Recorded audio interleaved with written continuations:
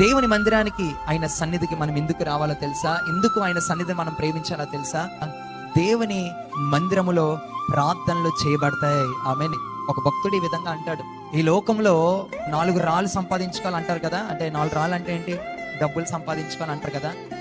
4 రాళ్ళు మనం సంపాదించుకోవడం కాదయ్యా, ఒక 4 వ్యక్తులు మన కొరకు ప్రార్థించే వారిని మనం సంపాదించుకోవాలి.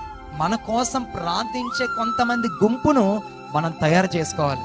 కొడతే 4 మందిని వెనకాసుకొని వెళ్ళడం కాదు, లేదంటే నీ బలం కోసం 4 పక్కన పెట్టుకోవడం కాదు, కానీ నీ కోసం అనునిత్యము ప్రార్థించే 4 సంపాదించుకో జీవితంలో.